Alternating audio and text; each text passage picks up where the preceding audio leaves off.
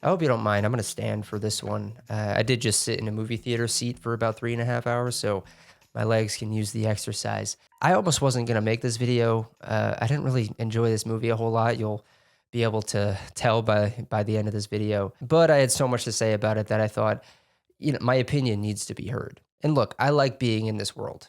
I like the Avatar universe. I'm not one of those people who likes to poke fun at Avatar and say, these films make $1 billion and yet they have no cultural footprint whatsoever.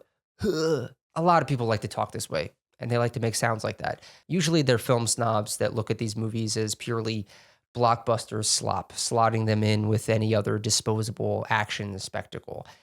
And I think that that's totally unfair. These films are, if nothing else, technical marvels. Nothing I'm about to say in the rest of this video takes that away from them. I think these films should be admired. I think they should be respected for that alone. And honestly, it carries a lot of weight because, to be honest, the rest of what I'm about to say is not going to be very flattering. This third installment in the Avatar series is easily the worst of the bunch, and it has a few critical, I would say fatal flaws. First and foremost, this film is 100% a retread of the second movie, The Way of Water. Multiple times throughout the film, I felt a strong sense of deja vu. I was like, wait a minute, I feel like I've been here before. Now, it has been revealed that The Way of Water and Fire and Ash were originally written as one long script, later divided into two halves, essentially making this part two of The Way of Water. And part of that makes sense, but the other part is strange to me because if this were originally one film, it would essentially be a story where the same thing happens twice. The majority of Fire and Ash, once again, follows Miles Quaritch, Stephen Lang's character, going after his son, Spider, who's living with the Sullys among the Na'vi. It also features waterbound naval battles in which the human characters are hunting these whale-like creatures, the Tulkun, for their valuable brain juice. The whales end up fighting back, and meanwhile, Jake Sully and Neytiri are trying to protect their children, trying to raise them right while also keeping them out of harm's way. And that all sounds familiar. And when I look back at the film afterwards, I thought, sure, there were some minor differences between the second film and this one, but I really just feel like I watched The Way of Water again. I'll talk more about the ending in a bit, but to prep for that, the way this film ends feels strikingly similar to how it begins.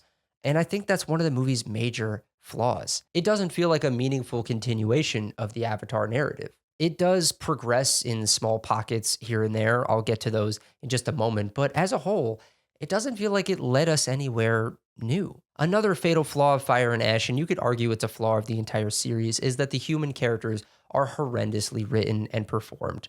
They are caricatures at best, completely fabricated archetypes of evil industrialists and capitalists who say exactly what the archetype is supposed to say, or in the case of Edie Falco's character, they stand in perpetual power stance for the whole movie. Seriously, this is how she stands. Hold on. This is how Edie Falco stands in the entire movie. When Giovanni Ribisi's character shows up talking about how rich all of this is going to make them, he might as well have cartoon dollar signs popping out of his head. And that goes for every single human character. I think the performances among the Na'vi are genuinely really strong. Zoe Saldana, Sam Worthington, I think they're doing great work. And maybe that's because of the post-processing and motion capture work that smooths over some weaker performances. But every time we cut back to the humans on base, on Pandora, I find myself saying, what is this, community theater night or what? And look, I don't want to place the blame entirely on the actors. I know it's not just the performances, it's the dialogue, it's the writing. I 100% blame the writers for how on the nose so much of the dialogue is. And even the stuff that isn't on the nose, the more woo-woo spiritual material, I'm normally a pretty big fan of that. But maybe I'm only a fan if it's in small doses. When every other scene involves someone touching another person's chest and saying, "The spirit of the ancestors lives inside you, my son," it starts to weigh the film down. I just found myself begging for the characters to just talk like people, whether they're human or Na'vi. I wanted them to communicate in a way that wasn't so pointed, wasn't so loaded. And I think I've located the true issue here. This is a big problem because James Cameron has an incredible knack for staging action set pieces with a messy, chaotic quality to them.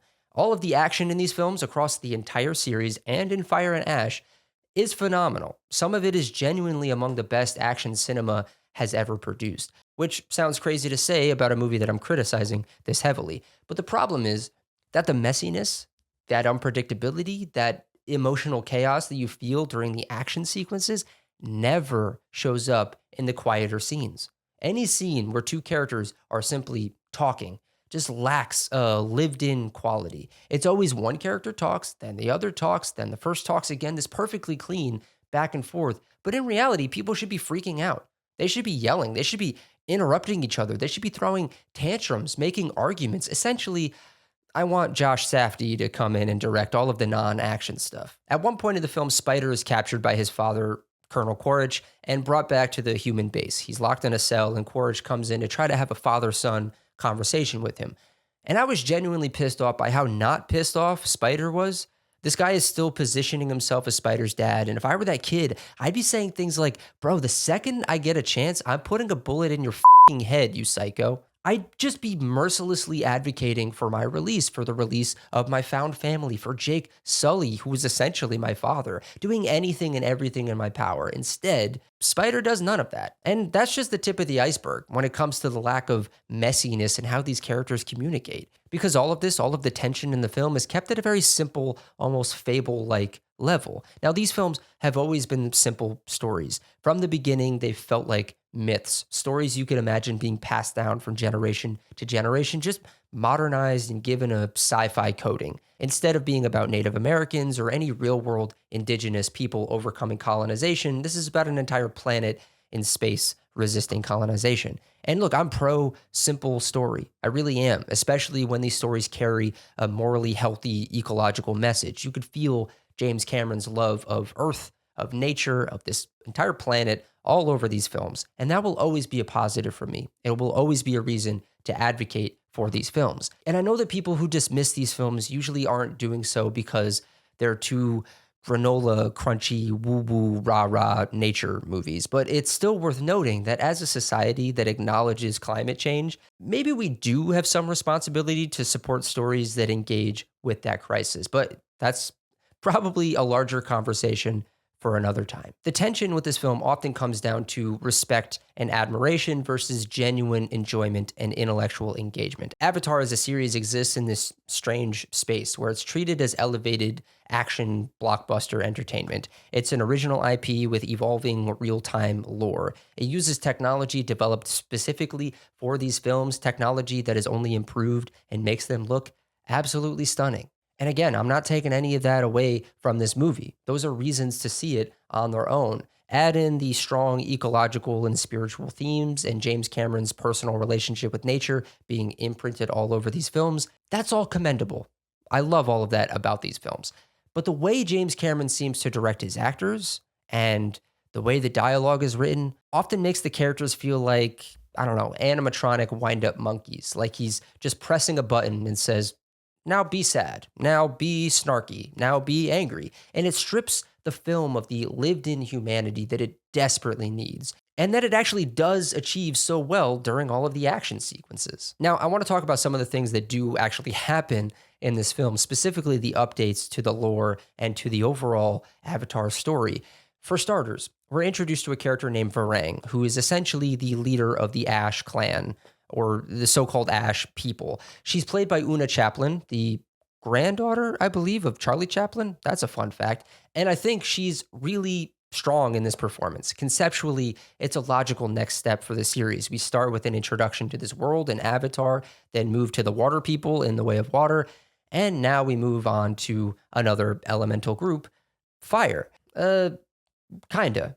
This clan is presented as outright savages. They conduct raids, they show very little mercy, and are portrayed as having almost a barbaric quality. They end up being recruited by Colonel Quaritch to help him fight Jake Sully, and in return, he offers them access to human technology, guns, flamethrowers, bazookas, that sort of thing. I realize I'm explaining the plot more than I probably need to, but that's because Varang is set up as a major antagonist. She's ferocious, she's genuinely threatening, and in my opinion, one of the strongest elements of the film.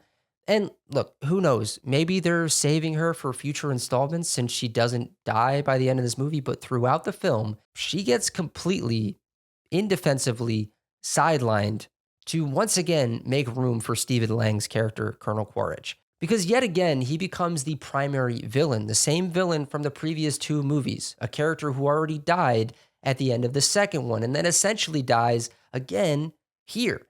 Meanwhile, Varang just flies away, presumably to return in a future film. But it felt incredibly strange to introduce such a compelling new antagonist and then refuse to fully utilize her within the very film that she debuts in, opting instead to retread the exact same narrative ground as The Way of Water. I've already talked a little bit about the technology behind these films and how impressive it is, but I do have some qualms. The shifting frame rates are genuinely pretty jarring. I saw this film in a very nice theater, Dolby Vision, Dolby Atmos, and even then, I had trouble adjusting my eyes to the hyper real, motion smooth look of the image. And whenever the frame rate changed, it pulled me right out of the experience. But look, I'm not going to sit here and dock points purely because of technological experimentation. That feels just too broad and idealistic. But it's worth noting that it did affect my viewing experience. I also want to talk about how this film feels oddly toothless in a way that the previous two just didn't. That doesn't mean that a major character needs to die by the end of the film for it to matter, but the stakes in this one just felt a little bit flattened here. A lot of the movie centers on Spider, the essentially adopted son of the Sullys and the biological son of Quaritch. Over and over again, the film uses Spider as a kind of human shield. Quaritch doesn't want any collateral damage. He doesn't want his son to die. There are countless moments in this movie where it feels like Quaritch might finally have a change of heart, that he might understand what Sully and the Na'vi represent as a community, as something spiritually and ecologically interconnected. But no, he never does. And that feels like a huge, huge missed opportunity for this series. Now imagine a version of this film where Quaritch does soften by the end of the movie, only for Varang, the very character he empowered, the very person he gave weaponry to become the true big bad. Suddenly, you don't have a retread of the second movie. There, I just fixed this film in about 20 minutes. And for some reason, James Cameron and company thought it was better to keep it exactly as it was. Kind of head scratching, if you ask me. Now, I want to talk about Spider more directly. The actor who plays Spider is Jack Champion. And look, I don't normally single out performances in these reviews. I don't enjoy calling someone a weak link, but this performance absolutely is. Everything I said about the human characters feeling wooden and caricatured applies here, with the added issue that the performance often just isn't convincing at all. There's a major plot point where Spider gains the ability to breathe air on Pandora. This becomes hugely important because if the humans can reverse engineer that ability, there's suddenly nothing stopping them from fully colonizing the planet. And Sully and Neytiri are faced with an impossible choice: remain on the run for the rest of Spider's life, or mercy kill him to ensure that the technology dies with him. This idea is introduced twice in the movie, and the second time, Sully actually gives into it. And I'm sorry, but Jack Champion simply does not sell this moment. This is a child about to be killed by the man he sees as his father. It's an of mice and men level moral crisis. This should be a devastating gut punch. Imagine this scene playing out like the John Turturro, Gabriel Byrne Woods scene from Miller's Crossing, and tell me with a straight face, that doesn't make this film like 10% better. I dare you. Instead, the scene is played completely flat. The fear isn't convincing. The crying isn't convincing. There's no desperate argument, no raw pleading, no messiness, like I mentioned earlier. And it's baffling that the film puts so much emotional weight on a character and performance that so clearly can't carry it. What's also frustrating is that there's a strong family narrative running through these films, one that I kind of genuinely love. Like Loak, the eldest son, the new eldest son, feels responsible for his brother's death in The Way of Water. He's desperate to prove himself to his father, a hardened military man who expects his children to also be soldiers. The moral dilemma surrounding Spider is compelling. All of that stuff works on paper. But in this film, it all gets kind of sidelined, either for action sequences that overstay their welcome or for individual character arcs that fragment the family dynamic. Too often, I didn't feel the sense of the Sullys as a cohesive unit. There's a moment near the end where the entire family draw their bows on Quaritch, and it's clearly meant to feel like a triumphant image of unity. The Sullys stick together, as the film repeatedly tells us. But I didn't feel that bond being built throughout the movie, so the moment rang a little bit hollow. Which brings me to the bigger picture. When the credits roll, there's a nagging sense that we're not very far from where we started. Some relationships are strengthened, sure. Loak and his father, Spider and Kiri, Sully and Neytiri to a degree. Spider can now breathe Pandora's air thanks to Kiri calling upon Awa. The humans have been temporarily set back in their Tolkien brain juice hunting operation. But honestly, those are incremental changes in the grand scheme of the Avatar universe. Once again, the film ends almost exactly where it began, with very little setup for what comes next. If this really was meant to be the second half of one long script, it feels like a story stuck on a loop. And that's a shame, because these films are admirable. They are spectacles in the truest sense of the word. I'll probably keep showing up for them, if only as a counterweight to the bad faith critics who mock these movies for having no cultural footprint or toss out tweets like, bet you can't name 3 characters from Avatar. Those people aren't serious movie watchers, and frankly, I'm trying to excise that mindset from my life. I'm not saying Avatar or James Cameron are going to save cinema, but there's real attempted originality here. Not necessarily in theme or narrative complexity, but in ambition, in the desire to create something meant to outlast us. The technology is astonishing, and while I'm wary of technology in some forms, especially in things like AI, I'm generally a proponent of what Cameron is doing here. There's a tactile quality to the filmmaking, real humans making real things, telling stories that echo myths passed down through generations. I feel connected to that idea of storytelling, and clearly James Cameron does too. But as a movie-going experience, Fire and Ash, of which there is very little of in this film, something I probably should have mentioned earlier, it left me nowhere near as high as the previous 2 films. And in my opinion, it was a bit of a major letdown. But what did you guys think of Avatar, Fire and Ash? Is it better than I'm making it out to be? Is it worse than I'm making it out to be? Let me know down in the comments. And when you're done down there, don't forget to like this video, hit the subscribe button, and hit the bell to be notified when new videos come out on this very channel. And then when you're done with that, you can go follow me on Letterboxd so you can see what I'm watching when I'm watching it. And then when you're done with that, you can go check out my podcast. And if you want to be a guest on my podcast, just let me know. There's an email in the description of my channel, and you can reach out to me and say, hey, I want to be on your podcast. Let's talk about movies. And you will be on the show. I can guarantee it. And with that, I'll see you all next time.